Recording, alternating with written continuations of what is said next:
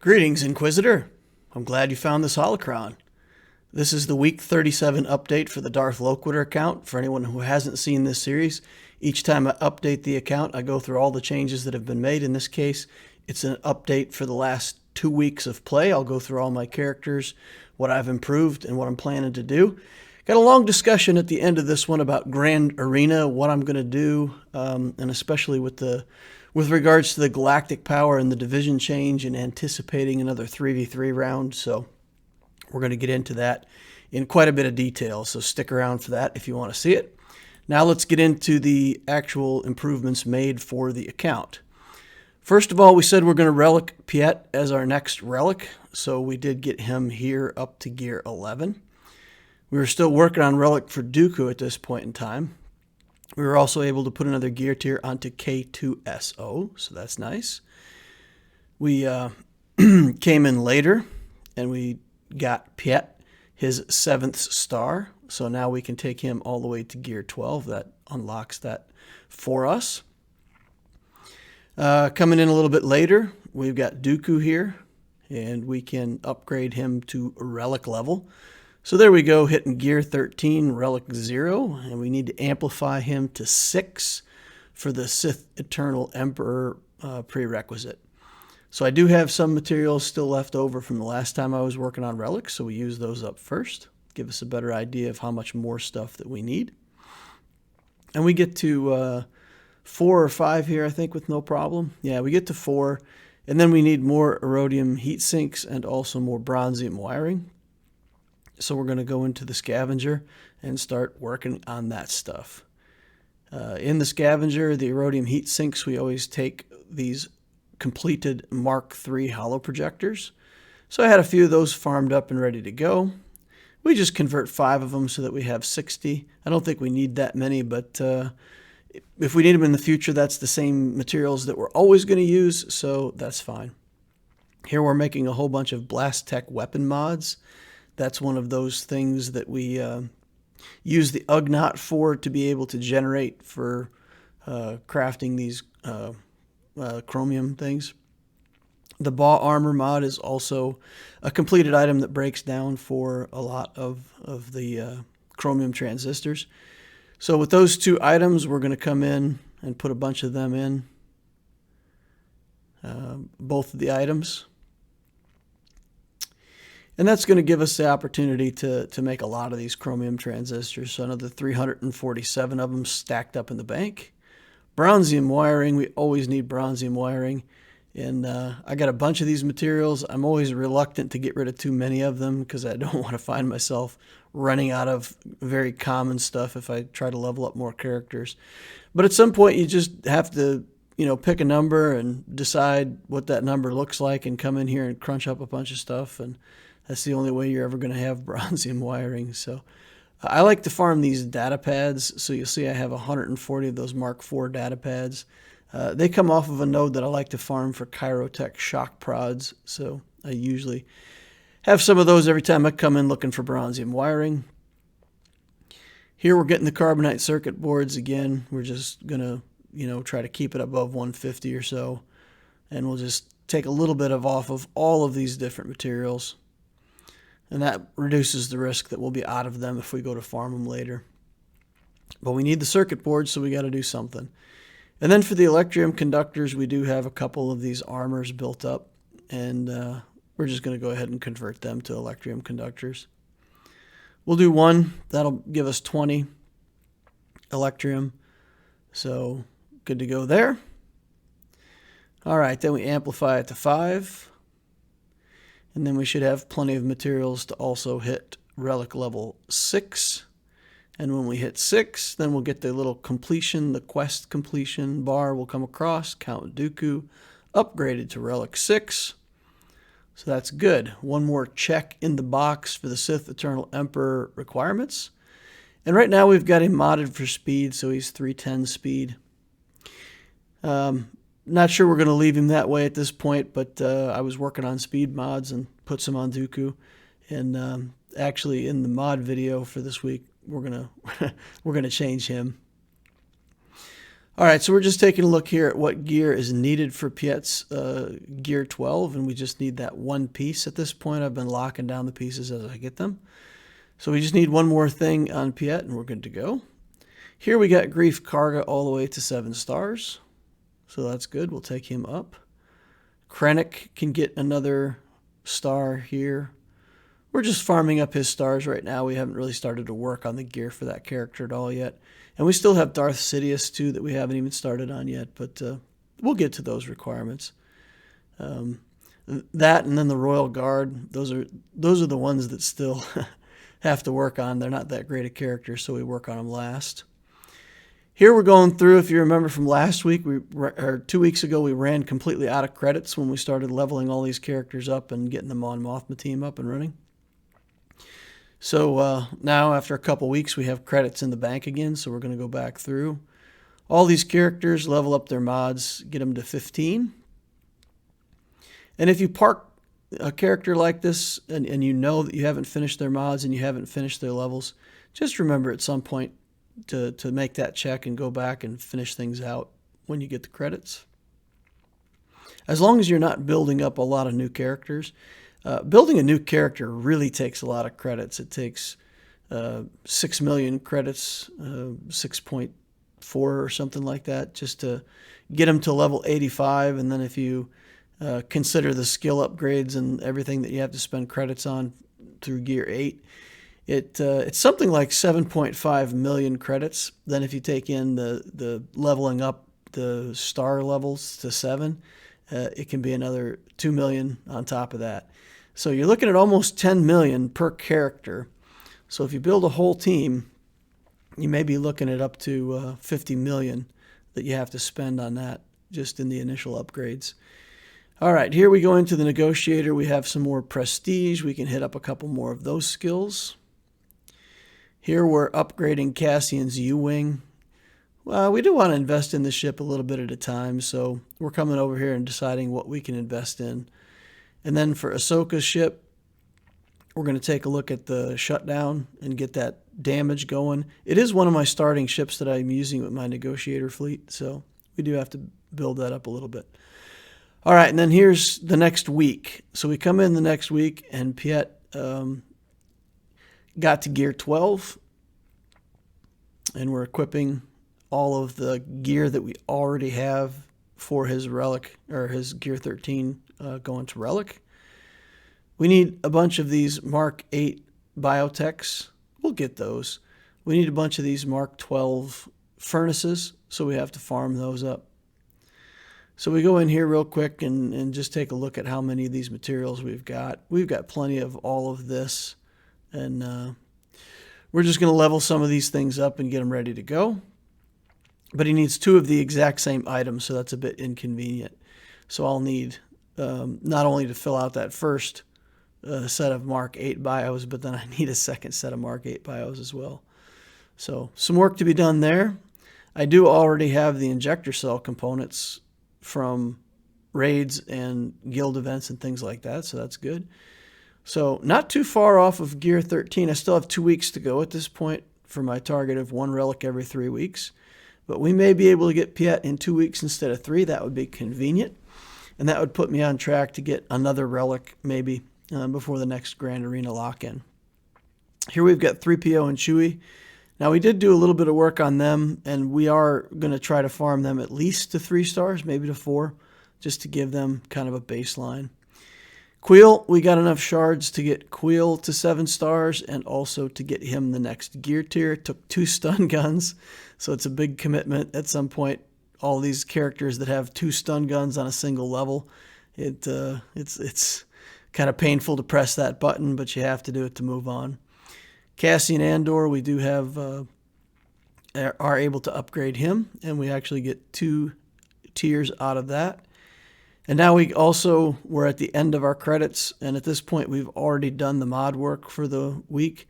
So whatever credits we have are available to be spent, and it looks like we got plenty. So we're going to take all these characters all the way up to level 85. I think on Cassian we had a skill to finish out too. We'll circle back around to that later. All right, and then we get Nest to 85 as well. Still working on her 7th star and working on getting her gear tiers up. Chupio here, we did get the 3rd star and another gear tier on him. Remember, he's in the Mon Mothma team, so we've basically got 3 characters from Rogue One with Cassian, Jin, and K2SO. We got Mon Mothma in the lead. And then we've got Chupio bringing up the tail end of that, just sharing stats from Mon Mothma across the rest of the team again. It's just a stat sharing team. It shares stats twice, once with Mon Mothma's leadership ability and the second time with Chupio. I don't have another team for Chupio to go into right now. There's not really an effective Rebels team, so he can go to the Mon Mothma team with no problem. It is pretty frustrating. I got Kenobi. I think maybe you saw him there. But my Kenobi is sitting at 99 out of 100 shards. So I would have liked for him to be my next relic, but he's waiting in the wings still. 1 shard short. Next week, we should be able to definitely have our 7-star Kenobi finally finished out. And we got his last gear piece ready to go, so whenever he hits the 7th star, he'll also be gear 12 right away. Then it's just a question of whether I relic him next or Queel next. And we'll talk about that more later in the review and the discussion. Here we go back through on Ahsoka again. We're still trying to improve her ship. We've got a few more materials. We invest in another level of the reinforcement ability, as well as the buff skill that she has for retribution. And then I'm looking at the undermine skill, and I want to get the spy maxed out, but this only deals additional bonus attack to buffed enemies, so it's not as good as some other things, and I do want to keep some of that Omega materials in the bank. Now, we're going to try some stuff with Dooku, and we're going to mess around with trying him as a solo character. I promised some people on the channel that I would put a tenacity set on him, treat him like Nest, and see if he could solo something. So that's what we're going to do with Dr. Dooku. We're going to give that a shot. Mon Mothma needs her 2nd Zeta so that she can't be targeted. Just to go back and take a look at that. Mon Mothma can't be targeted and is immune to taunt effects. That's pretty important. If you're going to leave her as one of the weaker characters, then certainly you want her to be untargetable. It's a key part of how you make that team work. So then just to test out Dooku, because if we want to play him as a solo character, we got to kind of try to figure out what his power level is. So here I'm going into the Galactic Challenge for the week. It's Separatists, and I'm going in at tier 4. So we're just going to see with Dooku, completely autoplay, just push the autoplay button and see what he does. Hands off the wheel. So here he's doing pretty good so far. He's got plenty of damage to kill these guys. He does 2 attacks on his counterattacks like that, so he's getting plenty of damage through. Clears off the debuffs from himself. Now he's attacking Droideka, which doesn't do much good, but he gets Newt out of there, and then he gets Droideka out of there. So overall, that didn't look too bad at all. So then we took him into tier 5 just to see if maybe he could do tier 5 solo. 1 solo Relic 6 Dooku. Now, his tenacity is 160 something. At this point, we've got a tenacity set on him. 164, I believe. But but he's not having any luck resisting the debuffs from these guys. They debuff him a lot. And you see that skill of his cuts through protection and hits health. So he almost killed that soldier with the protection still up. That was pretty cool. There he finished him off. Finishes off the B2.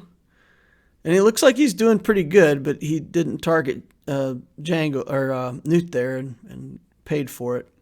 So now he's got the Droideka stunned, but his health is going down just a little too fast. So he ends up not making it. Got stunned there at the end, and that was not good. But I did notice that his life was going down faster than I thought it should. And then I didn't think about whether or not I'd put a protection main stat on his circle. So then I did go back and I took a look at that, and I picked a mod that I could put a protection main stat on the circle.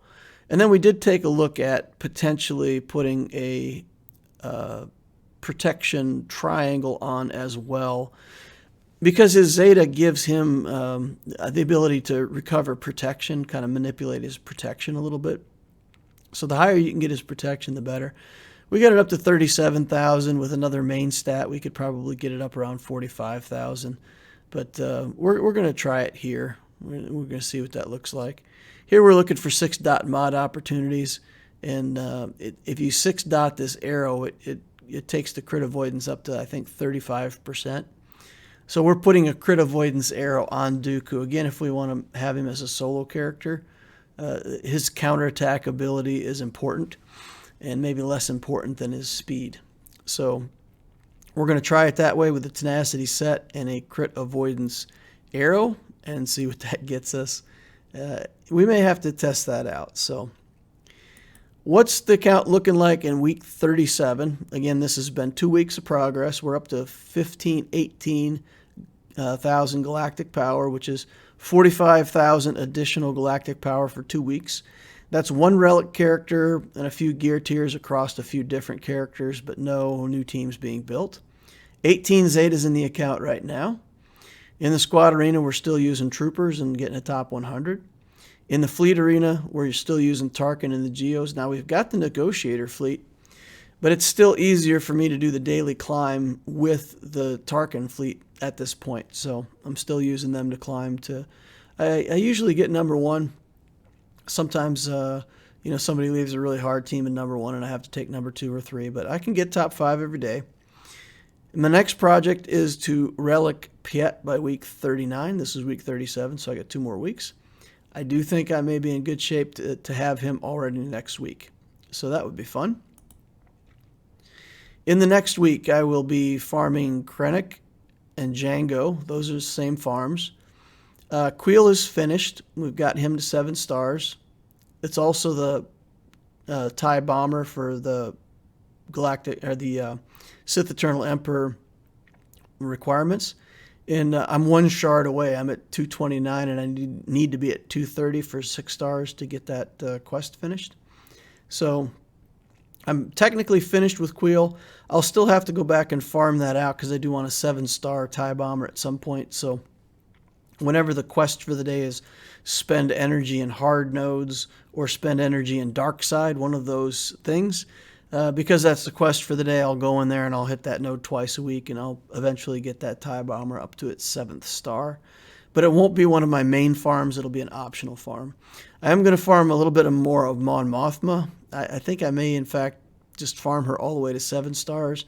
I don't know. I haven't decided that yet. We'll see if something comes along where I want to commit that energy to somewhere else.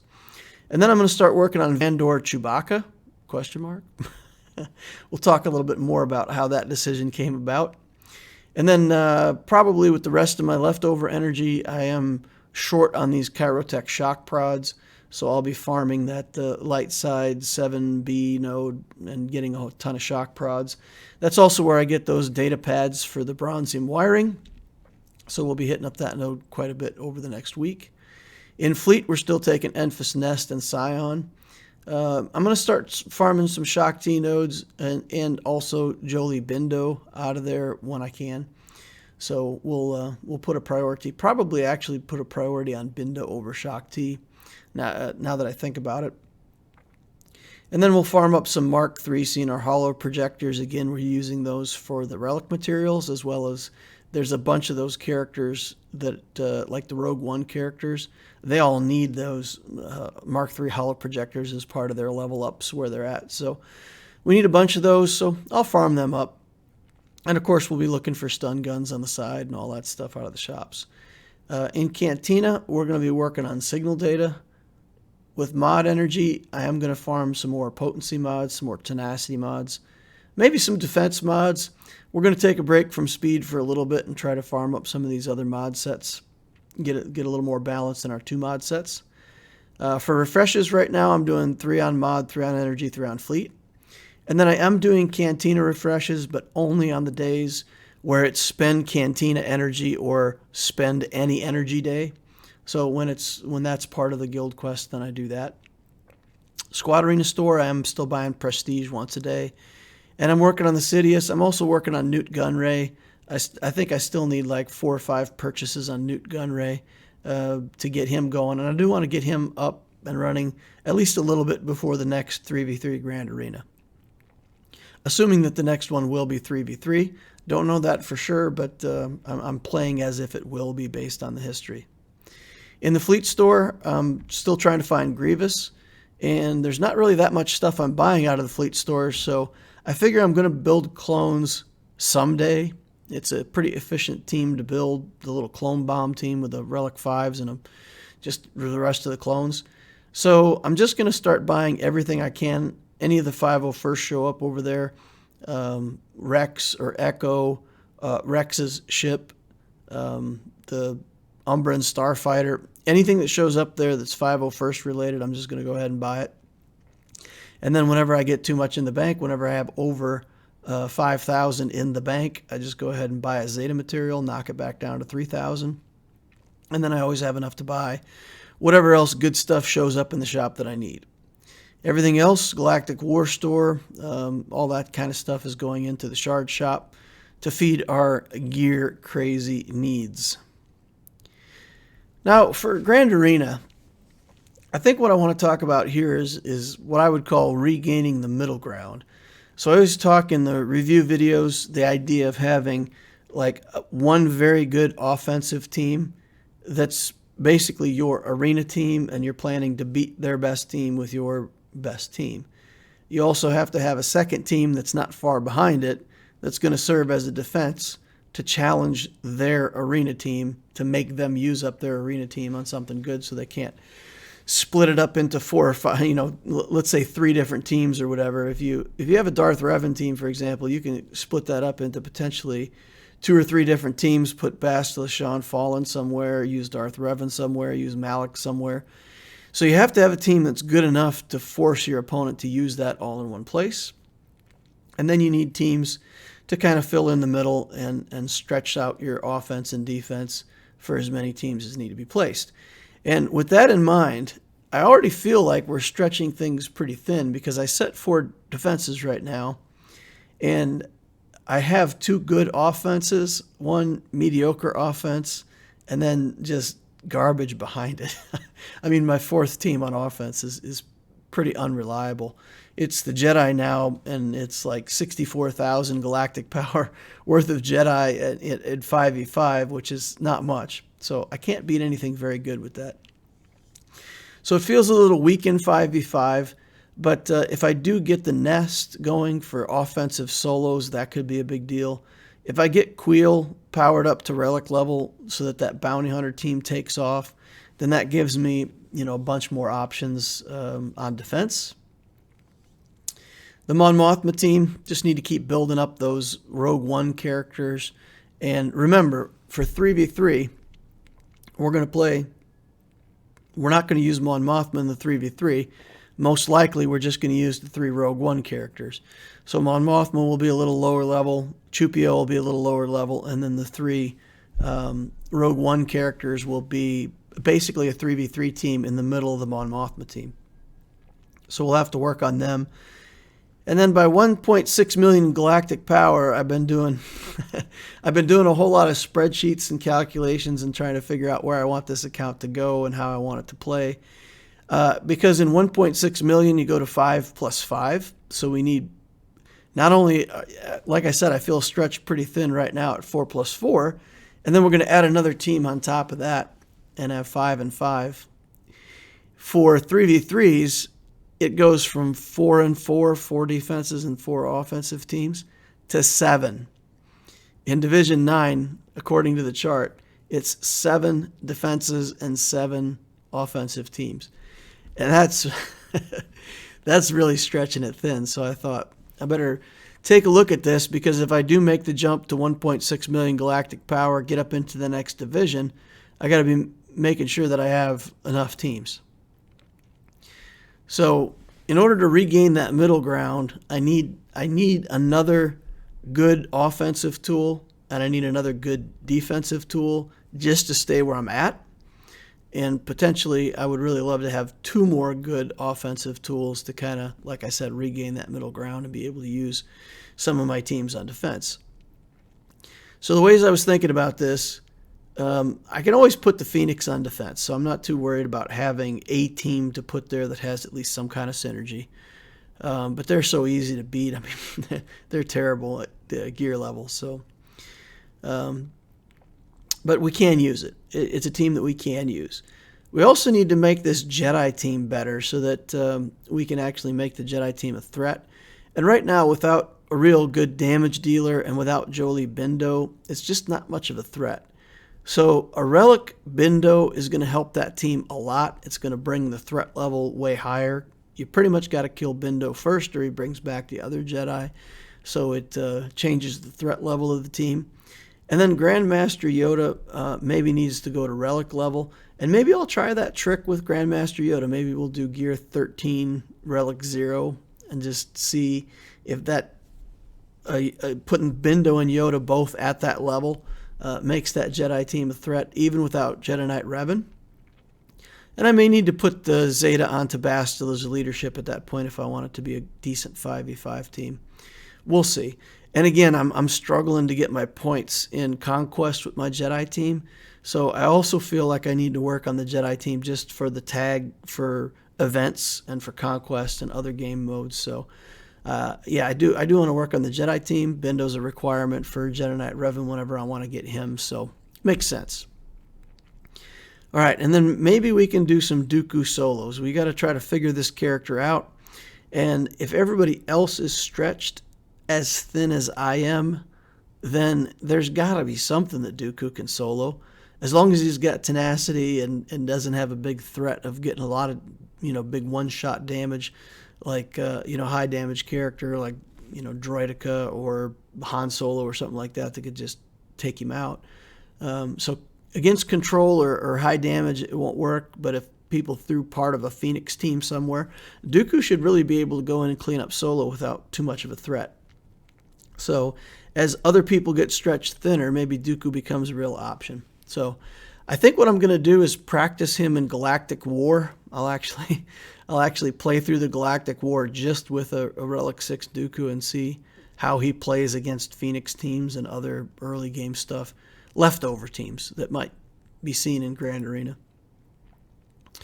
All right, so with that in mind, with my 5v5 teams, I could be looking at Geo's Mon Mothma team, Phoenix, Vader, Troopers, Nest, and Dooku as solos. And with Dooku, you could put Wat Tambor in there and give him tank tech, for example. And then Dooku, maybe has an even better chance to solo something with the tank tech on him. So if Vader doesn't need Wat, maybe Wat can float over with Dooku. So there's some options there.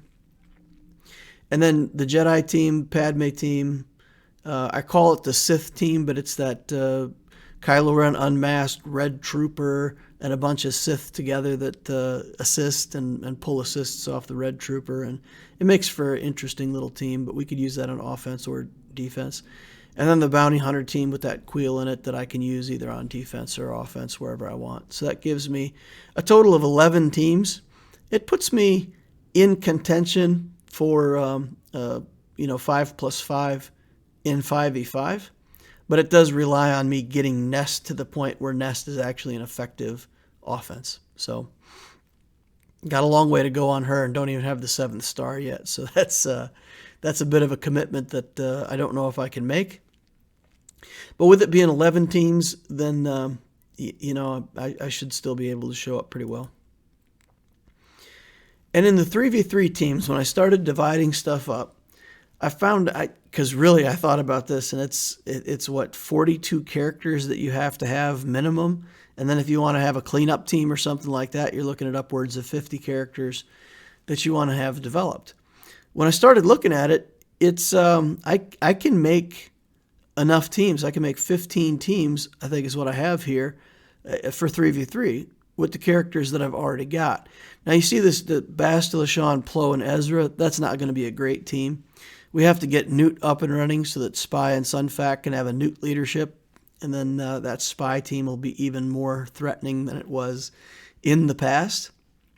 We can have Hera, Zeb, and Chopper as just a kind of a leftover, throwaway defensive team. Not great, but it's there. Jyn, Cassian, and K2SO will show up.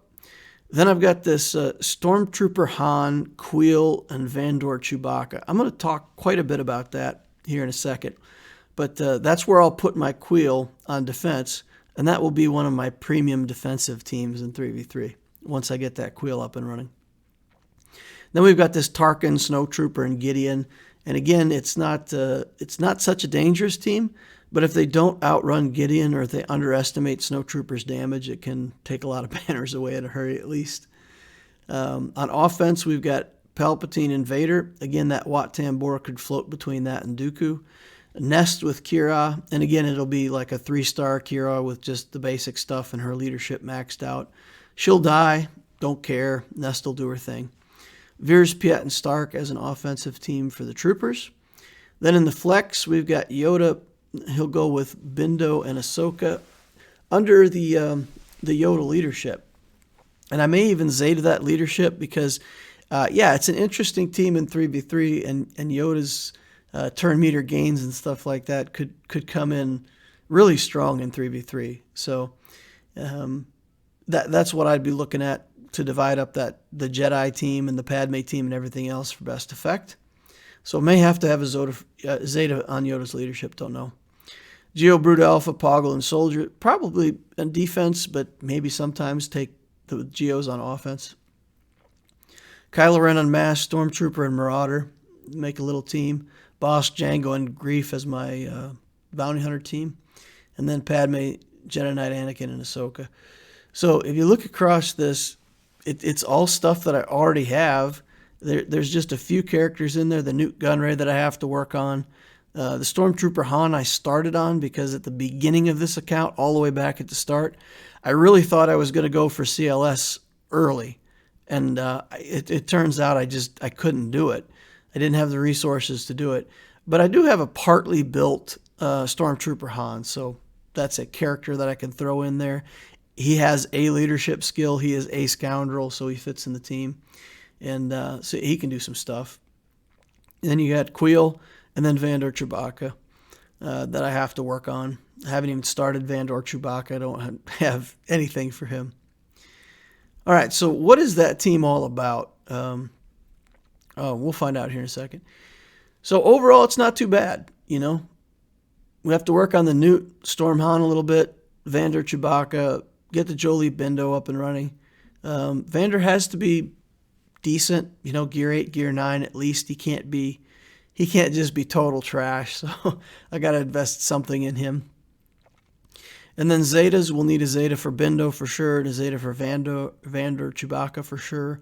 Maybe the Newt lead, maybe the Yoda lead. So got kind of some reasonable looking candidates for our next 4 Zetas. So let's talk about all the interactions that happened between Vandor, Chewbacca, and Queel.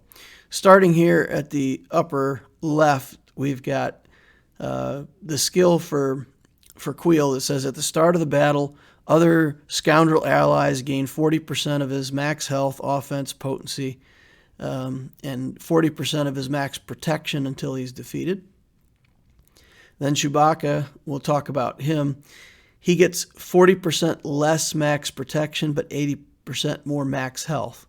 So as long as you put Queel for his passive to validate before the passive on Vandor Chewbacca, it should share Queel's stats, and then Vandor Chewbacca will get 80% more of what was shared in health and 40% less of what was shared in protection. But if you take a low-level character that only has 12,000 health and you give it another 30,000 health, it gets pretty silly. The character won't have much armor, so it's not that hard to punch through these kind of characters that have fake stats because they get, you know, shared stats from other characters. They're easier to kill because of the lack of armor, but yeah, it's an interesting little interaction, and it should end up with Vandor Chewbacca having a pretty massive health pool just from Queel. All right, then the big middle box. Well, Chewbacca is buff. He has a 100% counter chance. At the end of each turn, well, Chewbacca is buffed. If any ally took damage from an attack and Chewbacca did not, he recovers protection equal to 10% of his max health. Other scoundrel allies gain half that amount. Now remember, they're gaining an amount equal to half of his max health, I believe. And because he gets 80% more max health, his max health is pretty high. And that boost to his protection should spike his protection to maximum every time it goes off. Now, if your opponent uses an area effect and hits everybody, this doesn't trigger. If they hit anybody but him with a single target attack, then it will trigger. Once he recovers to max protection, he becomes prepared. All right, but he has to do it in that way. So basically, he is not a tank that has taunt at all. But if you hit anybody else, the effect is that he goes back to full protection and gets prepared. And we'll see why that matters here in a second. All right. Then back to another Queel skill. Queel's first ability that he uses when you start the game is that all allies recover health equal to 20% of his max health, protection equal to 20%, doubled for droids and scoundrels, so 40% for droids and scoundrels. They gain turn meter, and then scoundrel and light side allies gain mechanics savvy. So while Chewbacca is buffed, he has 100% counter chance. He's going to get buffed straight out of the gates with mechanics savvy for at least 2 turns. So it's an interesting little interaction that activates him right away and gets him going. And then later in the game, if they are just trying to kill Vandor Chewbacca straight up, like you should, then potentially Queel gets back around to this skill and recovers a whole bunch of health and protection for him. So interesting stuff there. All right, and remember, as long as Chewbacca is buffed, he's also counterattacking. So every time you attack him, he attacks you back. So it's a very pleasant little interaction here. All right, so last skill. This is the Zeta for Vandor Chewbacca. When another light side scoundrel ally is defeated, revive that ally at 60% health if Chewbacca is prepared. Then Chewbacca is no longer prepared. So Han is a light side scoundrel ally. Queel is a light side scoundrel ally. So if either one of those guys gets killed while Vandor is prepared, they get revived at 60% health. And if you shoot them again and they die in one shot, then you can actually kill them. So one way around this team is just to kill the character when it revives at 60% health. As long as you can kill it with the very next hit, you're good to go. But if you hit it again and don't kill it, Vandor Chewbacca will become prepared again, and then he'll get revived again. So there's ways around the team, but it takes a pretty high damage team to get around all that. So how much is it really? So this is my Relic 5 Queel that I have on my main account, and I've got trash mods on it, and it's only Relic 5. Already has 60,000 health and about 54,000 protection and 41,000 damage, and it shares 40% of all those stats. So Vandor would get 40% of that health pool, but remember, he has 80% more health. So once he gets that health pool, he gets another 80% on top of it. So he will get 43,000 health into his pool from Queel. He'll only get 13,000 on the protection because he only gets 40% of what gets shared. But still, another 56,000 worth of hit points and between protection and health is really quite a lot. And then do remember that our leadership ability, Stormtrooper Han has a pretty terrible leadership, but it is another 40% defense on top of that, making things a little bit harder to kill. So if you don't attack Vandor, whatever you kill, he revives. And if you do attack him, he's got the counterattack chance. And remember, we're sharing 40% damage as well. So he has another 1,600 damage on top of his damage. And a low-level Vandor Chewbacca may only have 1,200 attack power, but then he's getting another 1,600 from Queel. So it's still not it's not a vicious strike by any means at 3,000 attack power, but it's also not horrible. So just a whole bunch of interactions between those two characters, and I don't know how good it is. Honestly, guys, I'm telling you right now, I'm not telling people to go out and build a Vandor Chewbacca because it's the best thing ever. I'm just saying in terms of theory crafting, for one relic character and a couple trash characters, this team calculates out to be pretty hard to beat. So I'm going to give it a try, and we'll see where that ends up. And if it's horrible, you can see me try it. You can see me fail and never get a hold with it, and then you'll know that it's not a team for you to build. All right, but that puts us in pretty good shape. So if I'm close to 1.6, depending on how I get with these characters that I'm trying to build and the Zetas that I need, I may sandbag for another round and stay under 1.6 for the lock-in, or I may just intentionally push it over 1.6 and get into the next round. If it is 3v3, I think I'm pretty well prepared. I mean, all things being equal, I think I'm in pretty good shape for a 3v3 as far as how many teams I've got, surprisingly. All right, that concludes the update for the Darth Loquitur Week 37. Thank you for watching. Appreciate all you guys. Remember, if you haven't hit the like button on the way through, please use your lightsaber. Get that thing out of here. Kill it, smash it, crush it. Use Force Lightning, whatever you have to do. Get that like button out of here. Subscribe to the channel to watch more videos like this in the future. And as always, I always brag about it. Join us over on the Discord. A lot of sharing, a lot of fun stuff, a lot of fun conversations over there on Discord. Be part of that community, and plenty of people over there that need help and plenty of people over there that want to help other people out. Thank you all for watching, and I will see you in the next holocron.